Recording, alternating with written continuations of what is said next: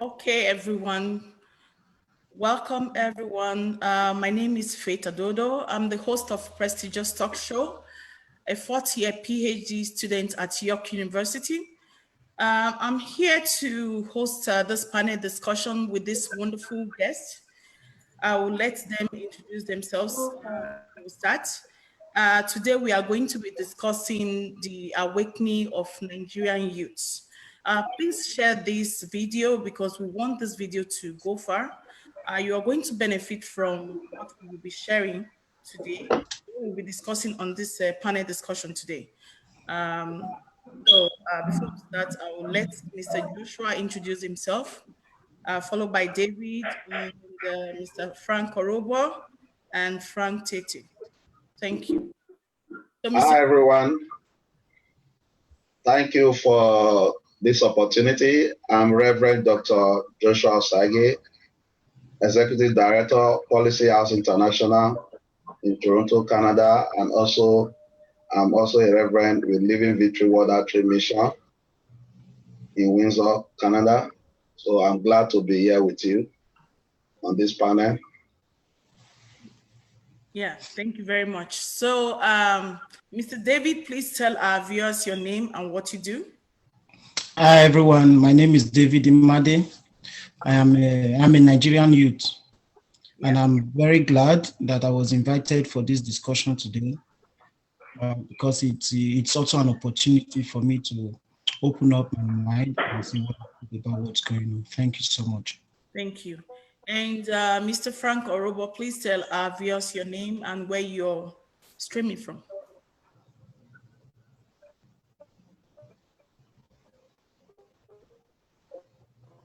Mr. Frank Orobo. Hi, I'm live here from Nigeria, University. Okay. I'm one of Nigerian youth too. I'm happy to be a part of this program because this is an opportunity for me to express my feelings too. Thank you very much. What is happening? Okay. And Osama, please tell our viewers your. Thank you. Are you still? Go ahead. Yeah. Hi, everybody. My name is Osama Nadodo. I'm a Nigerian youth, and I'm right here in Canada, Toronto. Thank you. Thank you very much. And Mr. Frank, tell our viewers your name. It's my turn, I suppose. Yeah, Mr. Frank. Okay, my name is Frank Tete. I'm a practicing lawyer, a human rights lawyer in Abuja. I'm the executive director of Students Advocacy for Social and Economic Rights. I practice in the area of human rights and general law practice, but specifically human rights. Okay. We still have one more guest, one of our panelists. He's not here right now. He'll be running late, but he's going to be with us eventually. So today, viewers, we are going to be deliberating on this issue that is currently going on. So we title it The Awakening of Nigeria Youth. And I believe that will resonate with you. So our youth are awake and are more cognizant of what has been happening to them for decades. Now they are up, okay? They are awake and they want to take what rightfully belongs to them. So today I want you to stay tuned and listen to our discussion as my panelists, as the people in this panel are going to dismantle this discussion. So we have 3 questions that we are going to address today, but we are going to elaborate on them. One of the questions is going to be centered on how are we going to be resolving this issue before it gets out of hand? That's question 1. Then question 2, how do we promote inclusiveness in our country? So another question is, what is the way forward due to what is currently going on in Nigeria? So I want Mr. Joshua to come on board with me, please, and let's talk. What do you think is the way forward? How are we going to resolve this issue that is currently going on? So, well, thank you very much, our host panelists. I will say, crave your indulgence that before we proceed, yeah. that we observe just a 1 minute silence Okay. in honor of the life that were lost Yeah. during the protest. Okay. Please, let's respect and honor them with just a minute silence. Yes.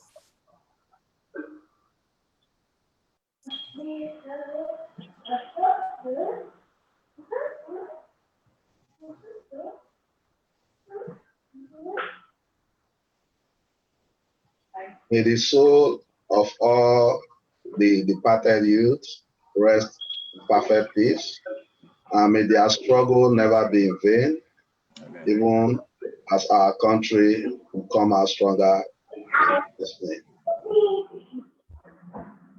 Amen.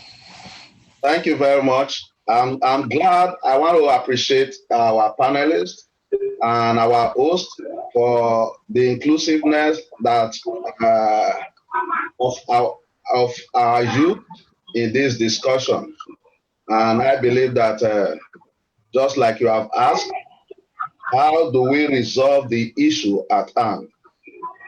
Well, I want us to start in a very good footing. And I want to first of all throw an advice to us that we are here not to try to throw or escalate what is already out there, but we are here to just share our opinion and our views on how we can foster or promote the well-being of youth within our nation. So I would say that first of all, it's good for us to understand that government, as it were, is a trust. And the people, the operators, are called the trustees. And so if the people have given our leaders and entrust them to lead us, the expectation is that they should be able to listen to us whenever the need arises. So if we are asking, how do we resolve the issue at hand? I think the very first point of call is for our leaders to give a opening ears to our youths. Because I believe that for them to have come out in the light with which we saw them is because they have been pushed to the wall and they have to fight back. So we must understand is that government must be able to give ear to the demands of the youth. And I believe that the first demand that they were demanding was the brutality that is being meted to the citizens by the so-called Nigerian police force, who are supposed to serve with integrity and protect the people. They became an agent of brutality. And if everyone in this panel is given an opportunity, we will all agree that I'm very sure that every one of us would have actually be a victim in the hand of this so-called police force. Should our government say they are not aware of what has been going on? Should they have waited till the time that the youth have to come out in a peaceful protest for them to suddenly realize that there's need for a reawakening or a reform of the Nigerian police force? So the starting point to me, I believe, is that our government should begin to act responsibly. And they should begin to act like leaders who are leading people in the right direction by putting in place the necessary structures, apparatus, and ensuring that those apparatus and those structures are working effectively. I will give room for others to speak, but I want them to understand that they travel all over the world. They see what is going on, and they are very compliant when they leave the shores of Nigeria. They are more than able to do what they see and observe in other parts of the world when they leave the shore of the country. Nigeria is not an exception. So we want our government to please listen to the yearnings of the youth and wake up, because they were entrusted with power and they should not misuse that power. Thank you. Thank you very much, Mr. Joshua, for that. And you really spoke well. That leads me to the rest of the panel. I just don't want to call names. Mr. Frank Tete, if you want to be the next, please go ahead. Otherwise, any other person can follow suit if you want. Yeah. All right. Thank you very much for this opportunity. Thank you, sir. This comes in a very refreshing manner in the midst of the turbulence that we have had in the last 2 weeks as a country. Yes. First, I must congratulate every young Nigerian at this time, because before now they have been described as docile, lazy, about people without future ambition. They take every nonsense, or they just are satisfied with Twitter, Instagram, and Facebook, social media in general, and that they have lost interest completely in their future. But that is very untrue.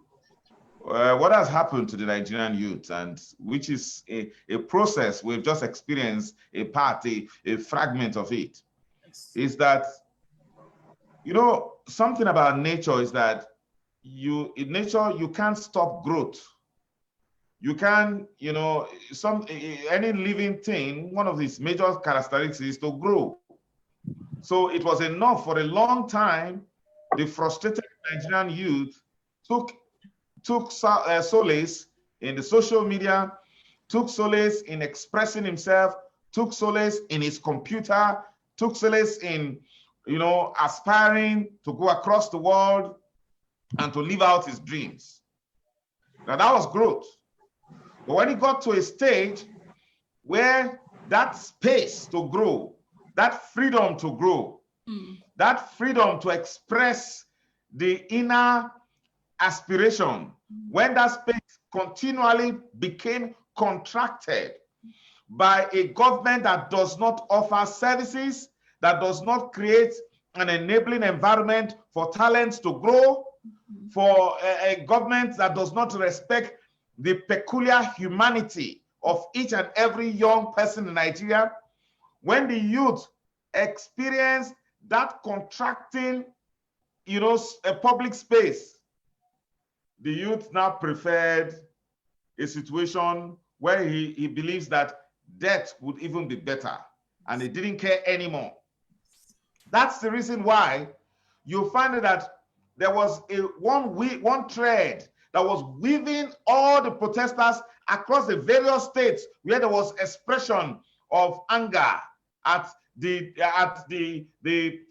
police brutality. Interestingly, the End SARS movement was just a coalescence of and a convergence of those persons who have been frustrated by Nigeria. So it's not only the young persons, but every other person. So it was just it was just a prepared moment, but it came spontaneously, and the young people responded spontaneously. And it went like wildfire, taking the government unaware. It's not as if the youth has come to the realization of himself. The Nigerian youth knows that if given equal opportunities with his counterparts anywhere in the world, he would perform just like them, or even better. Yes. But he knows that the environment in which he lives, police is after him. You do not give him the right space to develop himself. He goes to develop himself by himself, and then the next thing is that you are angry that he's successful. You begin to conjure, all sorts of criminalities and then attribute them to him or her. It's unacceptable. So the reaction of the Nigerian youth is that of frustration.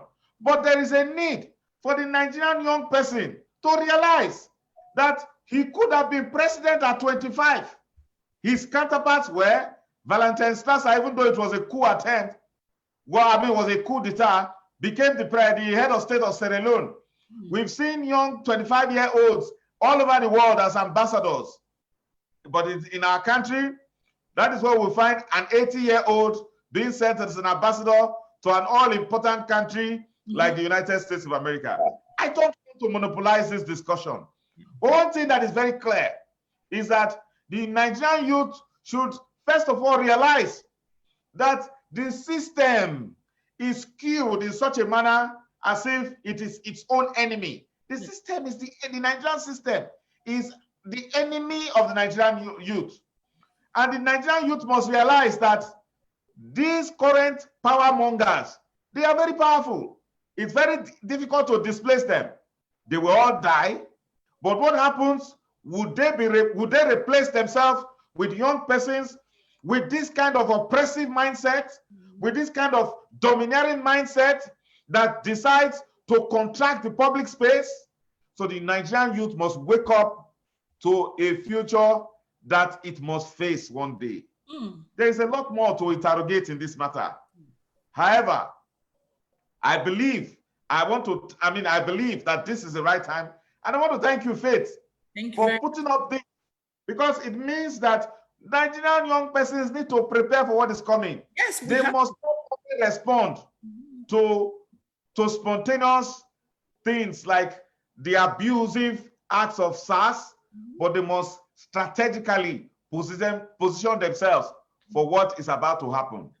Thank you. Thank you very much, sir. Thank you. Well said. So, Mr. David, go ahead. Okay. You are one of the Nigerian youth, so we want to hear from your point of view as a youth. Yes. As a youth, I must say, first of all, thank you so much for putting this together. Thank you. And I'm very heartbroken, yet I'm excited because we have been able to take it to another level. I think the biggest problem personally that Nigeria has is lack of accountability. Things happen in different countries, we know, but how do we decipher who is responsible for doing this and who is actually doing it? For example, if I am the commander-in-chief of the Federal Republic of Nigeria, it is my duty to deploy. It is my duty to give order. It is my duty to say, go to toll gate. If I don't send you and you go, what's your repercussion? So if there is police brutality, what have they done to the police officers? If SARS is abusing young people, what is being done to the SARS officers? So because there is no consequence for action, these things keep reoccurring. And where there is no consequence for action, there is no way you will not have a failed state. Like Mr. Joshua rightly said earlier on, these leaders, they go to other countries. You can't come to Canada and say you are the prime, you are the senator of XYZ country, and then you pass red lights. You see these things in other countries and you obey them because you know there's consequence for every action you take. But back home, there is no consequence. That's why a police officer looks at a citizen and say, I will shoot you now and nothing will happen. Like it's something wrong with you. The only thing that is wrong there is because he knows actually nothing will happen. So there's no consequence until everyone becomes accountable for their action, until everyone be held accountable for everything they are responsible for. None of these will change. And one of the reasons why the youth are out today is because they want to hold someone responsible for this action. A governor came out and said, thank God there was no casualty in the shooting that happened in Tollgate. That is the most absurd statement I've ever heard in my entire life. Like I said, it breaks my heart to watch the videos I see on Instagram, and it breaks my heart to know that other countries care about Nigerian citizens more than the leaders. I got a message from my school stating that if I'm affected as a Nigerian citizen, if you're affected directly by the End SARS movement or your family member is affected, The dean says he has communicated with all the lecturers. You are free to contact the lecturer and tell the lecturer how you have been affected, and then they can waive your test time for you. They can make you submit assignment late. So if a country that is so far from Nigeria is this responsible, what about the leaders in the country where it's happening? A president came out and gave a speech and never mentioned anything about why the movement started in the first place. Like I said before, until someone is accountable, until someone is held accountable for specific actions, nothing will change. And the youth, we have to continue to do what we are doing now until someone agrees to be responsible for XYZ thing and take action accordingly. If not, we're going to go out there, people will lose their life and go back in, and nothing will happen. So I am heartbroken, like I said, yet I'm excited that we are doing this. And I want to verbatim say I support the youth in every way, because if we don't do what we are doing now, these present leaders are going to hand over the country again to another set of 80-year-olds who are greedy, selfish, care only about themselves. I will say that because I school in a place where international students pay thousands of dollars. These international students, most of them are from Nigeria, where a country where a primary 5 student cannot even have a chair to sit down, but you have your own kids outside the country schooling and paying thousands of dollars. Why will you care about the school system in Nigeria when your kids are not there? Why will you care about the healthcare system when your kids are not there? But the country you are sending your kid to, if you are not ashamed of yourself, the country you are sending your kids to, they have a system that works. We have the wealth, we have the natural resources, we have the manpower. I'm an economist, I'm studying economics in school. If we invest in human capital in Africa as a whole, we will do better than most of these Western countries we are running to. But why are we not doing it? It is simple, greed. It is simply greed and lack of care, because they are not directly affected. They don't go to gas station to buy gas. They don't drive in the crooked part of the town. They go all around with a bunch of bodyguards. Someone have to be held responsible for every action that takes place in that country. Human rights lawyers have to be given opportunity to do their job. We need to hold these people accountable for their action. Without that, nothing, absolutely nothing can be done. I don't want to take everybody's time, because if I keep talking, I have so much to say. But again, thank you very much for putting this together. Thank you so much, David, for also sharing your own view. And you've been able to talk from the perspective of the youth, which is really well appreciated. Thank you so much. So we will now go to Osama Adodo. Please tell us from your own point of view how you feel about this whole thing, what is going on. Yeah, thank you very much for calling us and for inviting us to be part of this event today. This issue affects every one of us. And as a youth, let me just start from my personal encounter. Growing up as a Nigerian, I graduated from the University of Benin in Nigeria with a first-class honors degree. Yeah. I was the leader of my class for many years, and by the grace of God, I was able to get that highest level. But looking at the system, the Nigerian system, like you said, I couldn't cope anymore.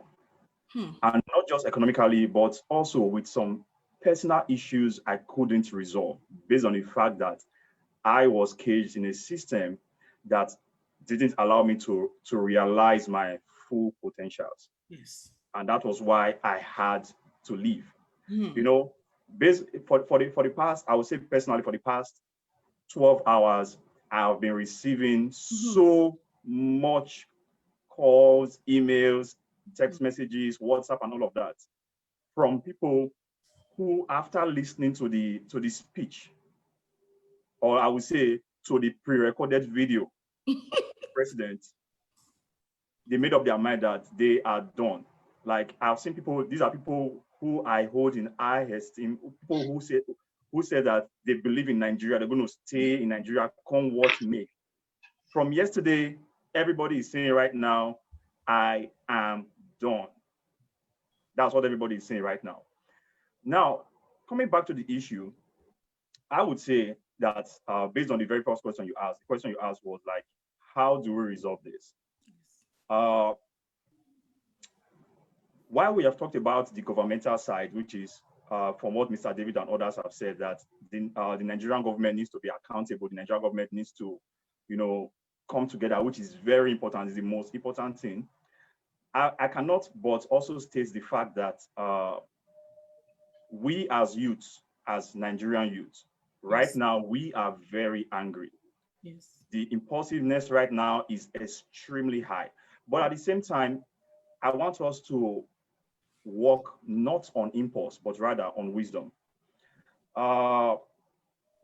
Personally, I was able to identify recently during the protest that a lot of false and misleading information have been passed around. A lot of false and misleading information. I personally had to verify a lot of them, and I had to start telling friends, guys, this is not true, this is not true, this is not true, this is wrong, this is wrong. Because right now everybody is really emotional, which I really understand. But at this point, we don't want to work with emotion because we have been over this circle so many times with the government of Nigeria. I remember Occupy Nigeria, Occupy Nigeria protest that happened between the time of, I think, Jonathan and Buhari and all of that. We have had this in the past where we work with emotion, and we always know that the government has a game. They know the game. Like somebody said earlier on, what's the game? First of all, they know that an average Nigerian youth or an average Nigerian can never joke with two things. One, they never joke with their ethnicity. And two, they never joke with their religion. Those are the two things an average Nigerian will never joke with. Now, because of these two things, the government knows how to plan and strategize to make us start fighting against each other. And I've already started seeing it already. That battle against each other, we Nigerians fighting ourselves, it has started already. But we'll come into that later. What I really want to encourage Nigerian youth at this point is, first of all, let's strategize, one. And by doing that, we need to stop sending around false information. Let me point out some of the information which I saw, which I would say was misleading. First of all, during the Lekki massacre at the toll gate, which really broke my heart till now, I'm still shaking. I could not but point that some of the pictures and things that were shared around on social media, one of them was a false information. I think yesterday it was posted around that, yes, this image is a false image. I'm going to mention it. But before it came on social media, I had to do my research, and I found that there was one picture in that massacre where somebody was carrying a lifeless body of somebody. I think a young man was carrying a lifeless body of somebody wrapped in Nigerian flag. People posted that video around, the picture around. They said was one of one of the victims, but actually it wasn't. It was a video of a church drama, a church event. It was a church drama, depicting Nigeria, but the picture was captured and added into the circulating information about the Lekki massacre. And a lot of people broadcasted it and all of that. Not just that, earlier this morning, I spoke with a friend of mine who is currently in Turkey.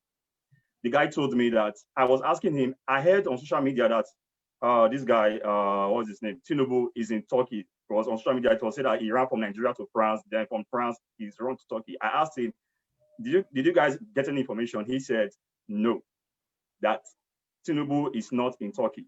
Now, these are some of the things that we really need to be careful about, because these people, they already know that this is how we operate. And if we want to beat them to the game, we need to not follow their strategy, but rather first of all, stop posting around false and misleading information. And secondly, let's come in together as you, just the way we are discussing right now, let's come in together on a very strategic platform and start putting in efforts together as to combating this issue. So we need to go away from the regular way we have been doing it, the impulsiveness, the anger, the no, we're not go green. We need to leave that and use a different platform. I will stop for here for now. Thank you very much. Thank you so much, Osama. So now let Mr. Frank Orobo continue. We want to hear from your point of view. Thank you very much for having me on this platform. You're welcome. First of all, one thing I have to say is that there's one thing that always brings Nigerians together, and that is football. Yeah. It's either World Cup or African Nations Cup. Yeah. But for the first time outside sports, we have something that has brought all youths together, at least across some of the states. The wide protest of the NSAS, I was amazed. Initially, I'd look at it like, oh, these people are causing traffic on the road, no movement, and all of that. But the day I joined them, just once I joined, it was a very, very good move. Honestly speaking, I am here, I'm in Nigeria. Things are happening. The youth have really woken up. Yeah, the brutalization is real, not caring about anybody at all. Let me bring this down to my own self now. The other day, looking at things, the government has closed borders for food to come in. I went to the market to buy rice. A bag of rice was 44,000 just last week. I could not afford it. I have to buy half of 21,000 naira, which is still on the high side. So things like that, when you put all those things in place, not caring on how the citizens live, how the welfare of the citizens, like Mr. David.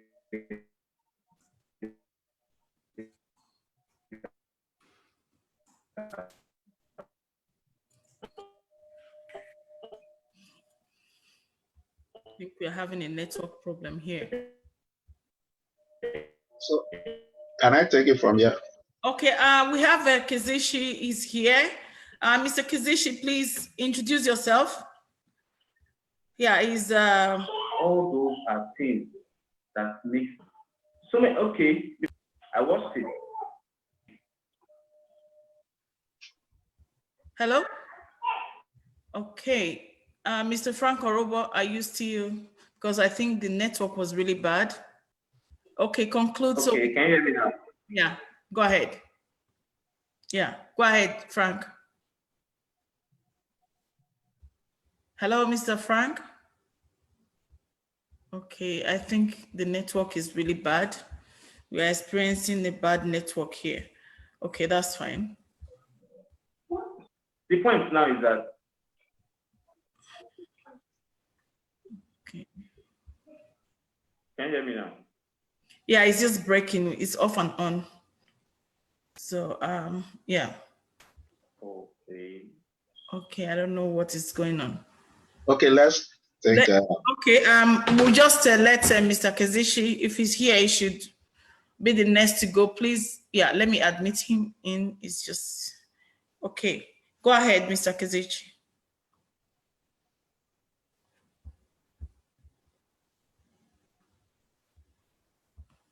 Yes.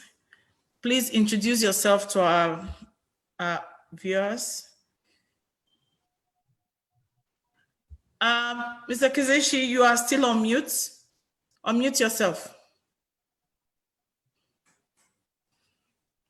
Unmute yourself, please. We can't hear you. Can you hear me now? Yes, perfect. Okay. Okay, so my name is Kesiche Ikeka. I am a lawyer, trained in Nigeria. I practiced in Nigeria for about 4 years before I moved to Canada. I'm also in the process of getting my license to practice here in Canada. I just also rounded up my master's in business law. Yeah, I've always been very vocal about the emancipation of fundamental human rights and the enforcement. I've worked with various charity organizations in Nigeria and here in Canada. We had projects where we had to focus on getting free legal representation to indigent prisoners. Yes. You know, we've had charity organization outreaches where we fed, you know, indigent people. And so it's a great opportunity for me to be here to lend my voice to this cause, because it's something I deeply believe in. It's something I feel very strongly about. It's something, you know, despite, you know, advice from back home and parents not to be associated with this movement, but I believe I owe it to myself, I owe it to my generation, I owe it to the nation, I owe it to my children that are going to be born. We need to speak, because the point where we lose our voices, all right, is the point where we lose everything. True. Because we got to this point where we are today because people have not been speaking or communicating effectively. I know there has been, as the last speaker rightly said, there have been several operas, several protests and calls for the emancipation of our fundamental human rights, you know. But if we are still where we are, that means something was done wrong. I believe I work as a negotiator now with CIBC, you know, so I believe in dialogue. I believe if a situation is engaged properly and effectively, change can always be the resultant effect, you know. So I don't know, what about me again? And so that's basically all about me. As presently, I work as a category manager in CIBC. Yeah, and I'm resident here in downtown Toronto. All right, thank you very much for that introduction. So we were just deliberating on some issues here. The first question that was asked was, how are we going to resolve this issue before it gets out of hand? The issue that we are currently faced with in Nigeria right now. How are we going to resolve this issue? From your own perspective, we want to hear from you. As I said, you know, I believe in dialogue. I believe in an organic evolution of a movement. Okay. I believe we have agitated, we have gotten the attention of the world, the attention of the government, although, you know, the reaction of the government is not what we would have expected. You know, the shootings in Lekki and the brutality that happened in these past few days is unpardonable. I condemn it with the strongest terms. It's barbaric, and it's just inhumane. You know, but going forward, I personally believe we're at the point where we must be able to consolidate and engage in effective communication with the government or policymakers.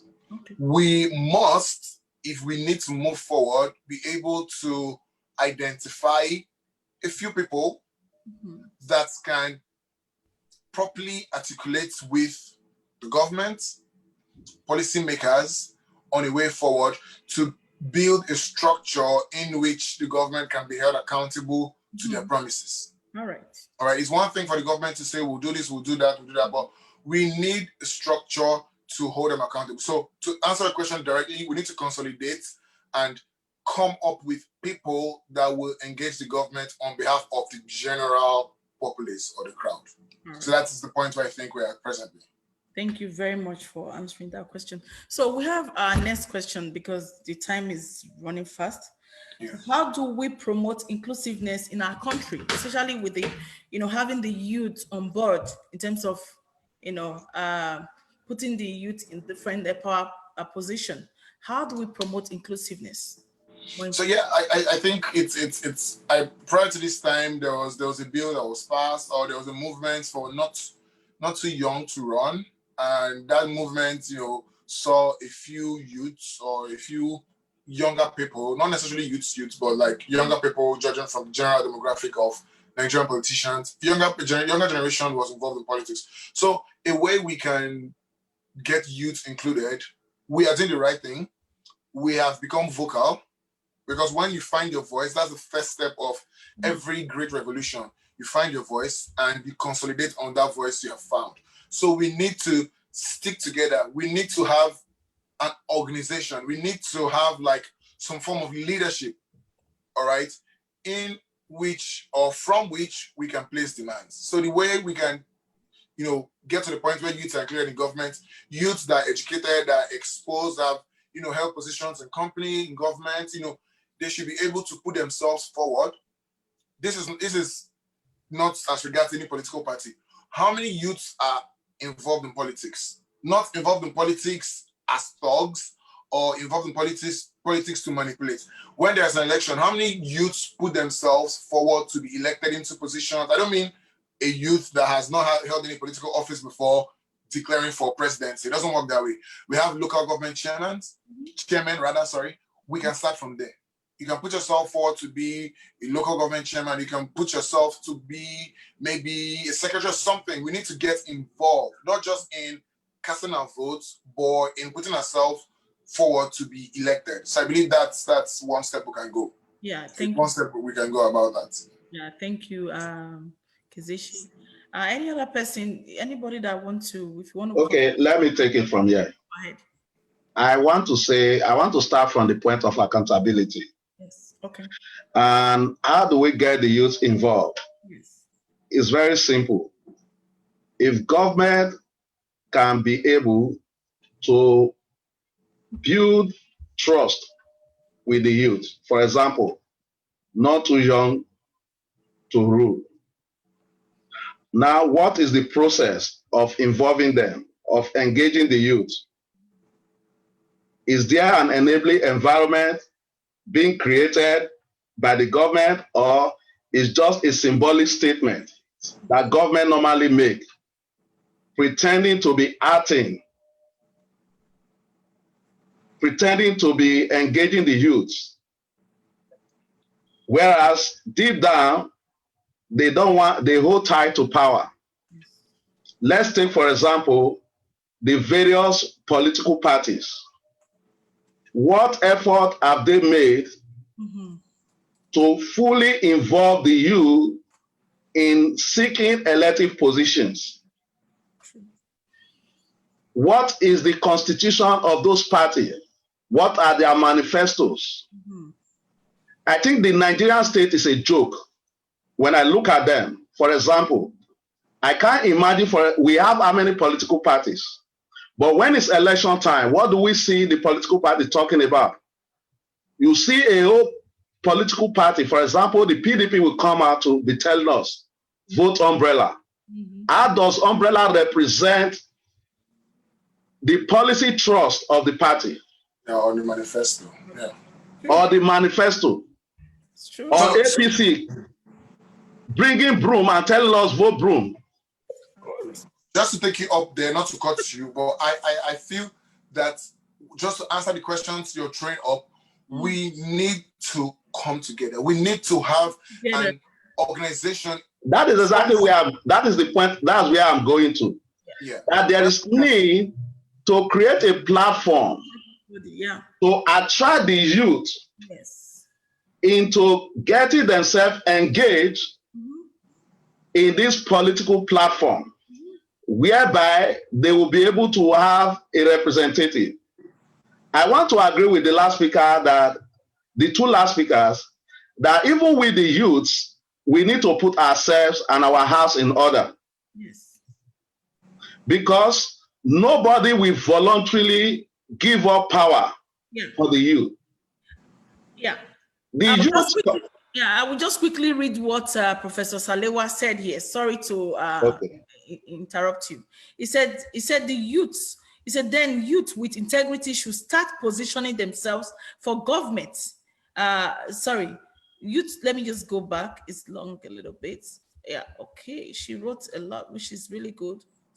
Oh God, I messed up this session. I have to read this out. Okay, I missed it. What is going on? Okay, sorry to interrupt you. Okay. He said then the youth with integrity should start positioning themselves for government cause. A lot of other youths are dusting their PVC. Exactly what Kizishi is saying. Okay, she's just supporting Kizishi.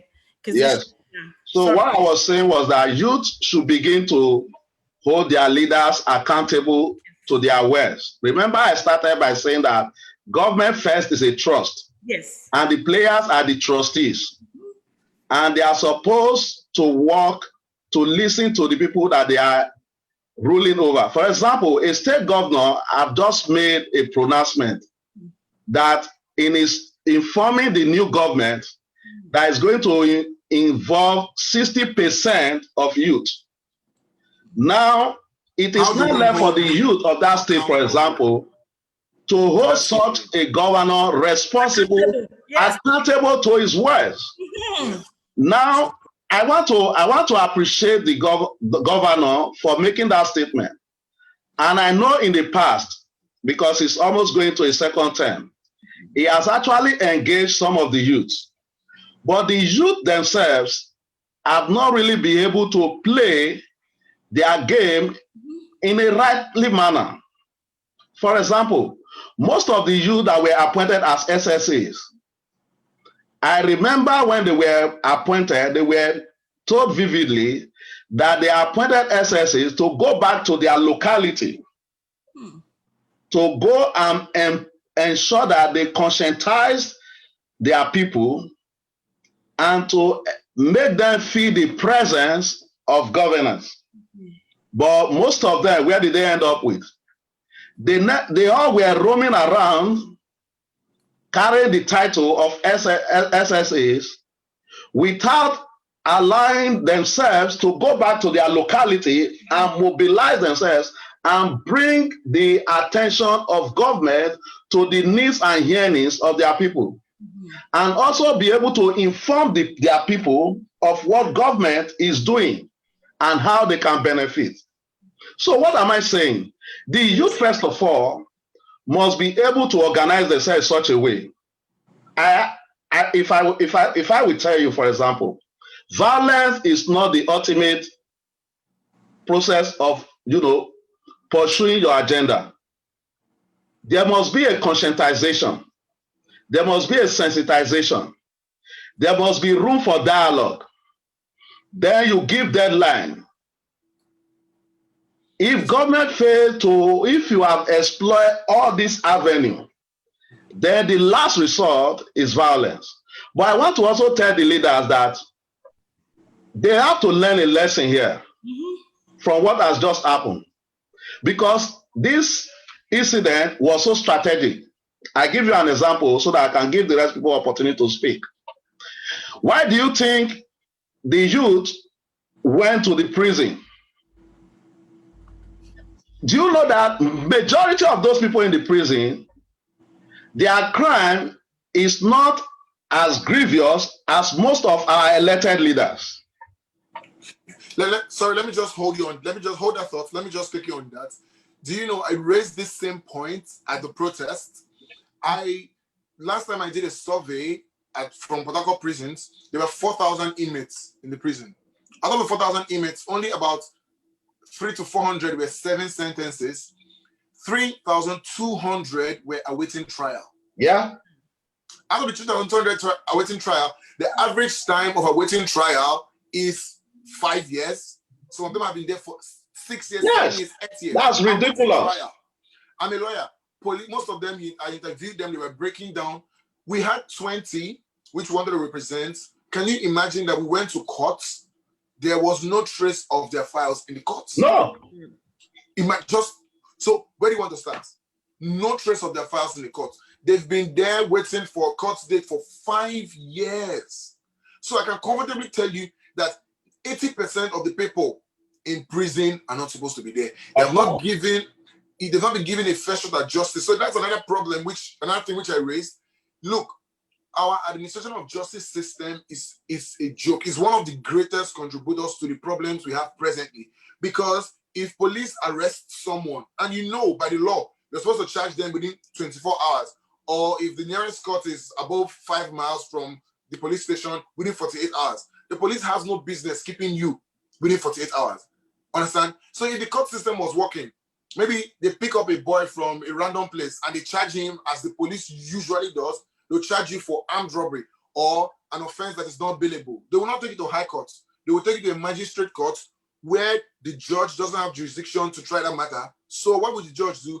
The judge will adjourn the matter pending DPP's advice. What does that mean? They would have to transfer that case to a court that has the jurisdiction to try that matter. And once they transfer you, they'll remind you in prison custody because that offense is probably not bailable, and the police will just forget about your case. They will never do any investigation. your matter will not come up. By the time the court calls your matter, maybe for the next adjournment, the police is not there, you don't have any lawyers to represent you. They do like 2 or 3 adjournments, the case goes out of the court list. And that prisoner remains in incarceration for years upon years upon years. Imagine 20 random prisoners picked, absolutely no trace of their files.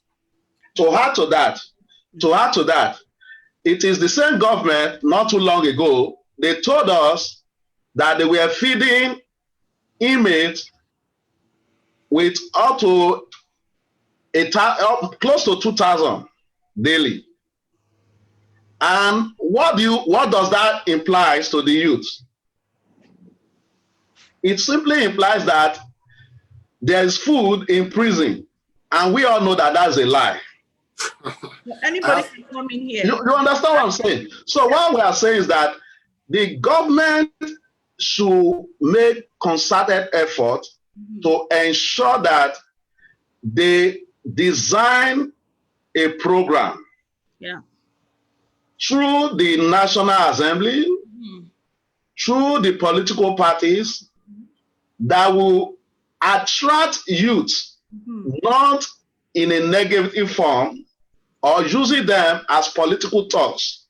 And I think this should also be an awakening for the youth. That's why I said the youth need to put themselves together. Enough of allowing these same people who have OC to power to use you as a political thought. You are capable of sitting in those positions where they are. So we have to begin to organize ourselves and begin to work towards a process that we will now have a voice, that is through the Ministry of Youth, that we can now have a representative through which we can now channel our agitations to the constituted authority, and making sure that they listen and they started meeting their words with action. Until that is done, then the full involvement of youth in the governance of the nation will not be realized. So I just want us to understand this, and let's work in this light. Thank you. To add to what we have all been saying, which really make more sense, the truth of the matter is the government is not going to help the youth in any way. Until the youth are involved in politics, the government will never create a platform that will benefit the youth. Look at other countries, for example. We have what we call the opposition party.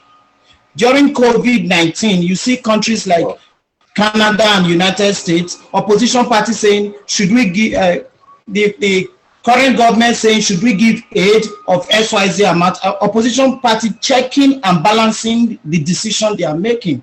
In Nigeria, there is no such thing as opposition party. You go to PDP, you lose election. You go to APC and win the election, you just lose the PDP.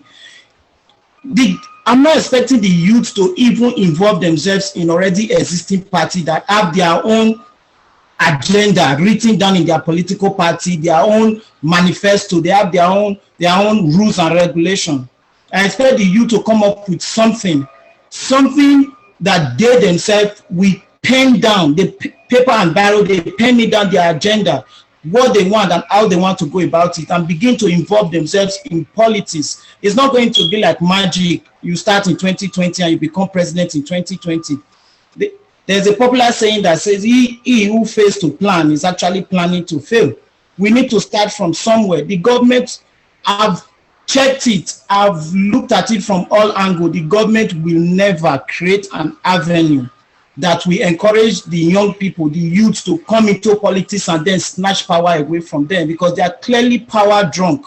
They literally share the power among themselves. You take it this year, I'll take it next year. Okay, I will allow you go this year. Next year, I'm coming in. So they are never going to give you that chance. I totally agree with what everyone has been saying about the youth also waking up, because it's so much disgusting to see young people collecting 1,500 and 2,000 naira to vote in an election and boldly coming on social media and say, I collect 2K. Like, are you crazy? 2,000 naira to ruin 4 years of your life. 2,000 naira to ruin 8 years of your life. You know, we need to wake up. We need to wake up and understand that our voice matters, our vote matters, whoever we are voting for matters. I don't know how to express myself, but I feel so disgusted that these same youth protesting out there, next election is coming, they are going to be shouting, "Save Buhari." How do you want to improve? These are the people that will never assist you in any way because they are power drunk. Look at the system. Just look at the way they arrange the system. Look at the position they place the young people. Look at the position they place the youth. Look at the companies. Look at the forces, police. Look at army. Look at where they place the young people strategically. Osama said something. Religion and tribe is what they are using to counterbalance the young people. I saw a group of people saying that if protesters come close to their area, they are going to combat with the protesters because they are the indigenous, and this is they are indigenous people of that locality. They are going to. Are we not fighting for you? Are you not included in the young people? So I'm not expecting the youth to go to this already existing political party and try to change their status quo and try to change their written agenda.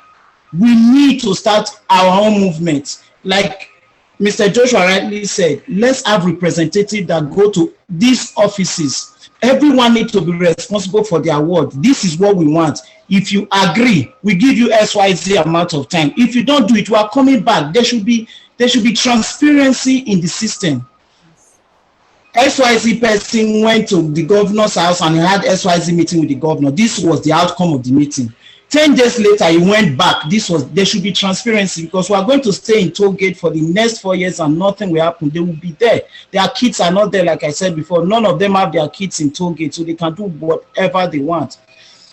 I feel bad because we have gone through this stage before. We have screamed, we have shouted, we have done protests, we have burned down innocent people's building, we have burned down ShopRite that is not owned by the governor, and nothing happened. So it's time for us to put ourselves in those political shoes.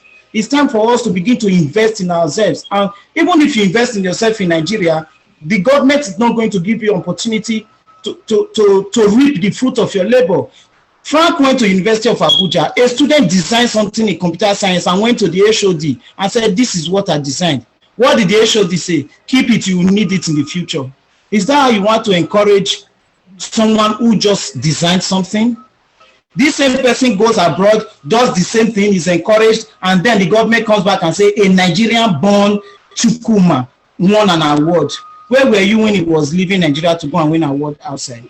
So there is no way these people have no space for us at all. We need to create this space for ourselves, involving ourselves in politics, not going into another man's agenda. If I build a house and I want the living room upstairs, you can't come and take the living room and put it downstairs.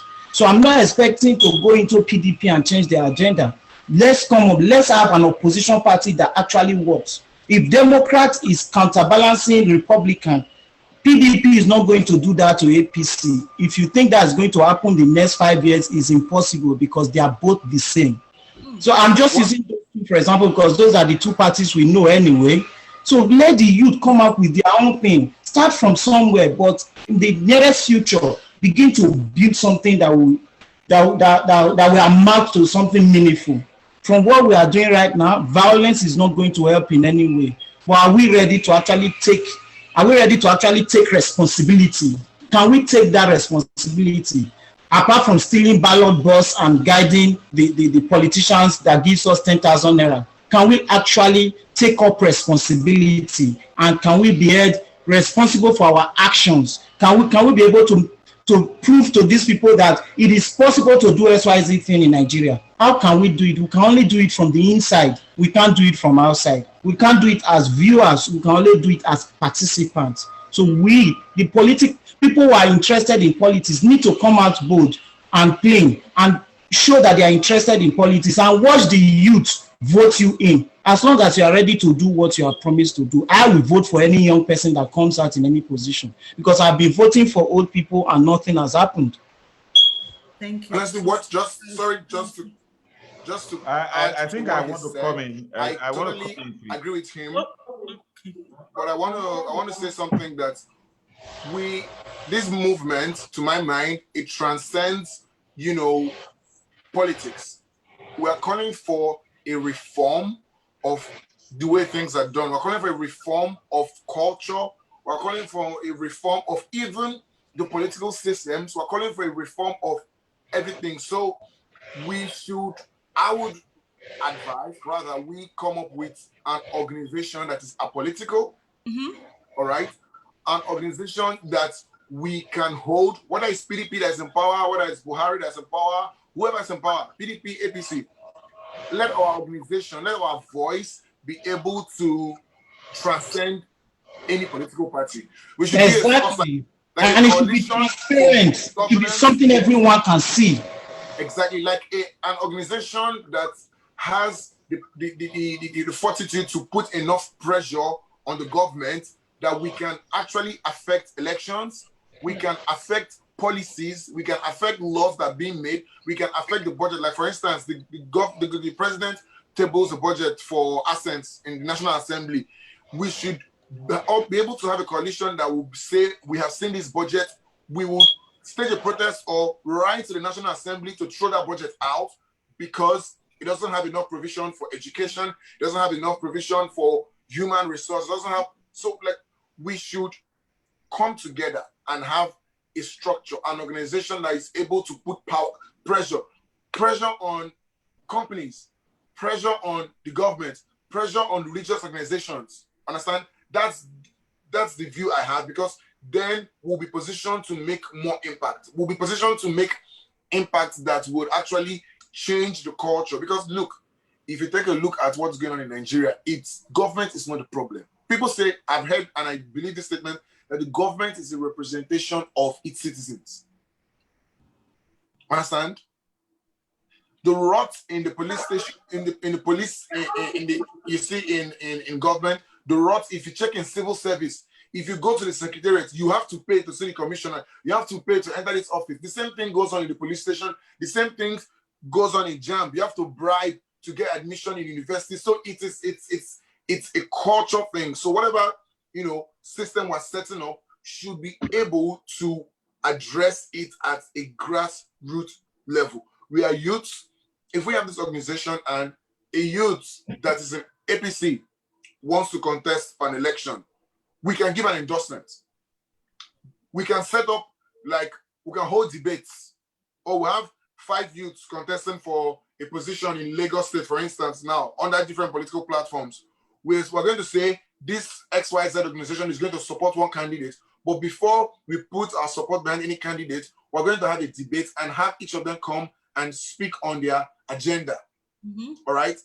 So that way we'll be taken seriously locally, we'll be taken seriously internationally. But if we take any political stand, it will defeat the aim of this whole movement and this whole outcry. So I believe going forward, we should identify leaders, consolidate, come to an organization, engage we're in Canada, I'm in Canada here, there are people in the UK, there are people in the US, whoever your high commissioner is, go to that city. This organization should go to that city, pay them a visit, engage them in a chat, televise the chat. Understand? I believe the high commissioners, they have connection with, the Minister for Foreign Affairs. These are people that have access to the places where we need our voices to be heard. Okay. Understand? So, for instance, now in Canada, we're having a protest in Ottawa, Brampton, Mississauga, and the rest of them. I know, however faceless that organization is, they can help and consolidate leaders that will come, a leader from Toronto, a leader from Brampton, from Mississauga, that will come together, go to Ottawa, and pay the High Commissioner a visit, a televised visit, and say that this is the consolidated request of people from Nigerians in diaspora in Canada. We have this request. We want you to be able to engage us via this platform. If you want to speak to the youths in Canada, talk to us. We are a proper representation of those youths. So that is, to my mind, that is the way forward. Thank you so much, Kizishi. Mr. Frank Titi, please go ahead, sir.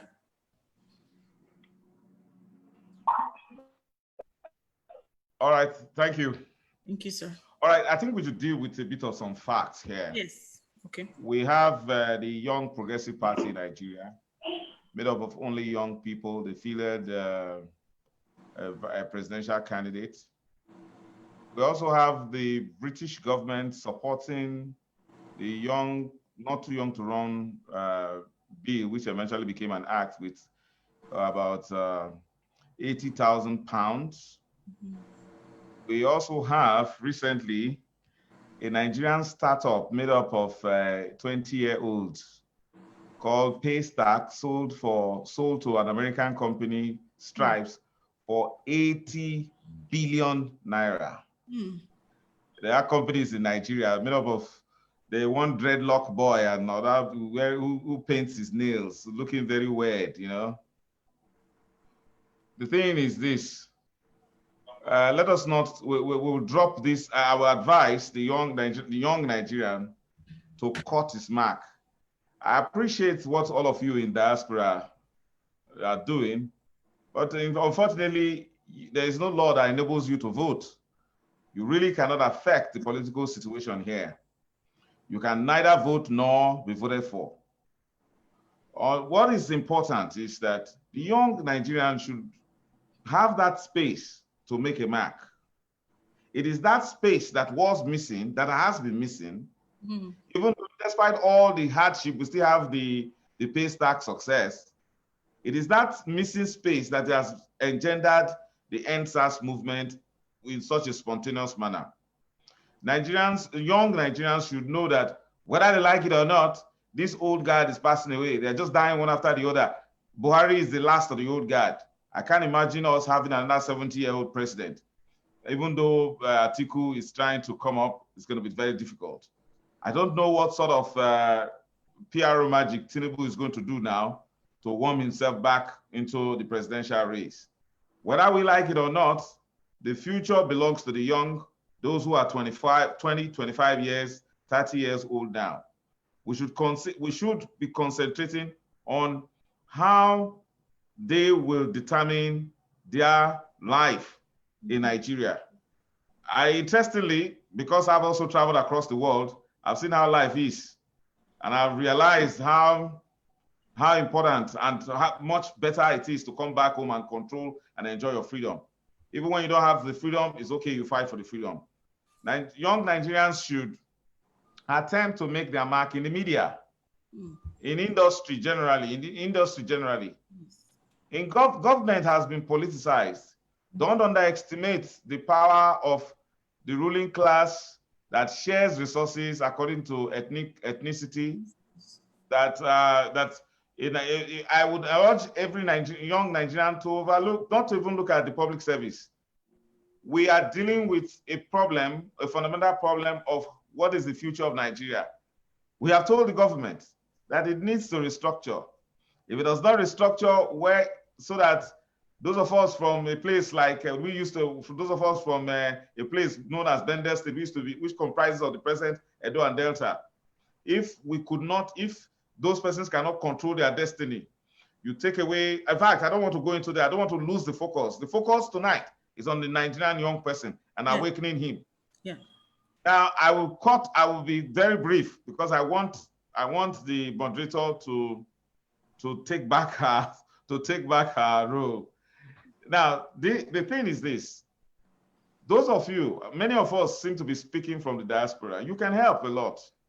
And that's why I cannot thank Faith enough for this initiative.